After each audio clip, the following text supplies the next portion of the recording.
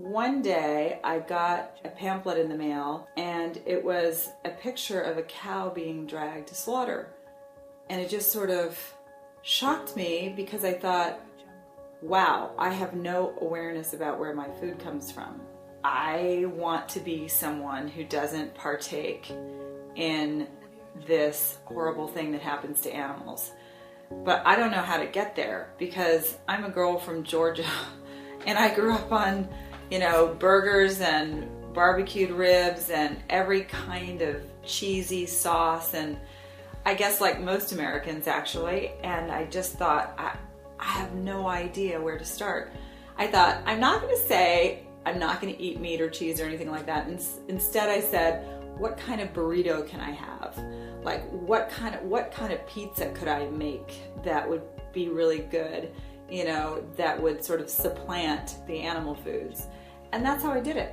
I just crowded out rather than cutting out, and I leaned into it. And probably over the course of about 1.5 years, I went from full-on meat eater to being someone who was not only vegan but an activist. If you told me I was going to be vegan one day, I'd be like, what do I do? And so you just lean into it. You start replacing every once in a while, maybe 1 day a week, then 2 days a week. And I think if you're going to make a lifestyle change, it's best to do it gradually, little bit at a time. I'm a big believer in Veganish. I wrote a book called The Book of Veganish because there are so many people, including myself, that are better with progress, not perfection.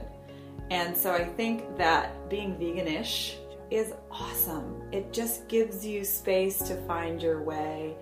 There's no black or white. There's no labels. There's no polarization like you're either in or you're out. Maybe that's what I'm gonna be, veganish. Yeah, that's great.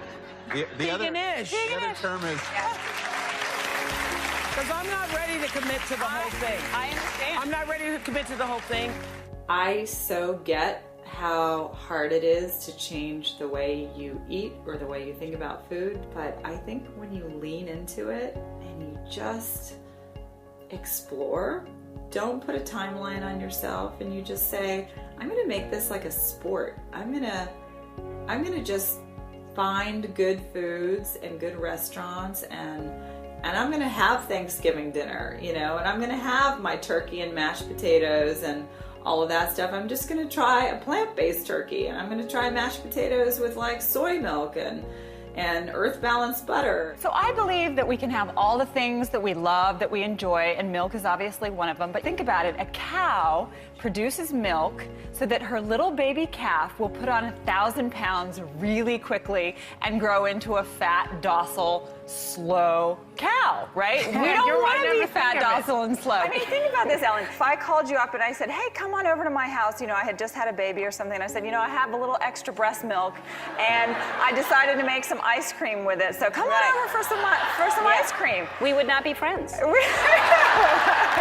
would not be your friend.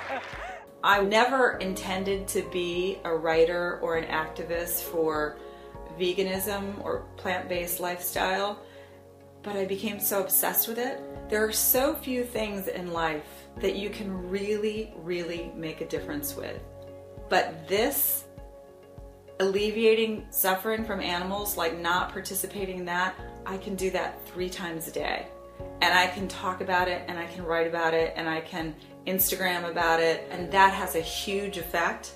That's really exciting to me. So I just became an activist. I had no idea that's where my life was going, but I'm so happy it went that way. So getting this award to me feels a little bit like cheating. You guys at Last Chance for Animals are the ones who are the warriors, who do the work that I couldn't bear to do.